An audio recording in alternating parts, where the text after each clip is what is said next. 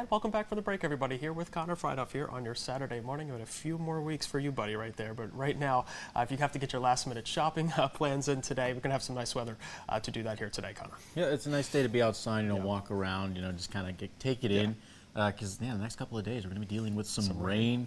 A lot of moisture coming in from the south, bringing up, of course, that low pressure system, and plenty of rainfall to accompany it. But we'll look at right now at the Watkins Glen sky cam. We're dealing with some clouds, especially more towards the north in the Finger Lakes region, having a little bit more cloud cover than parts of the southern and northern tiers. We look at our temperatures currently. Elmira is still on the cold side, sitting at 26, but anywhere around it, pretty much a little bit warmer. 30 in Ithaca, 36 in Penn Yan. Where we go down towards the northern tier, 37 in Wellsboro. On the cooler side in Towanda, though, 27 is what you're sitting at right now.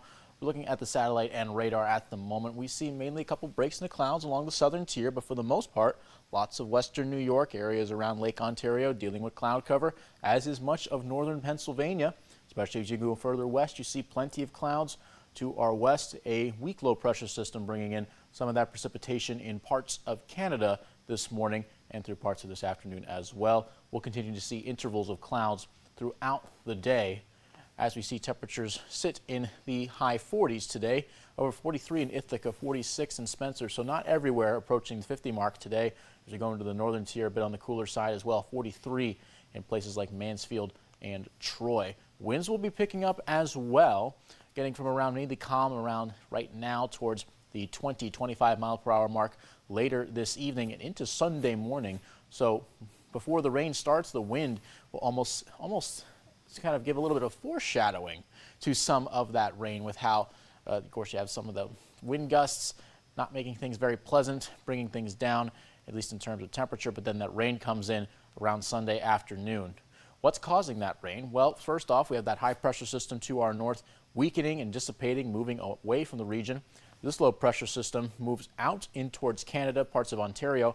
It's this one here to our south that's going to bring in a lot of that moisture. A lot of parts of the Delmarva, parts of the Washington, D.C. metro, will be seeing plenty of rain. Of course, we're going to be getting some of that as well, potentially some accumulations as well. Looking at the future track, we can see a couple of intervals of clouds push through, limited sunshine throughout the day, and then we get into Sunday where it stays mostly overcast, and then we have that wind, of course, bringing in a little bit of those dicey conditions before around the afternoon. Rain coming in from the south and continuing to persist throughout much of the region. It's going to essentially be, once we get past 4 o'clock and moving further on, we'll see plenty more rain continue, not just throughout Sunday, but throughout late Monday and into the rest of Monday afternoon and evening, before temperatures could cool down on Tuesday.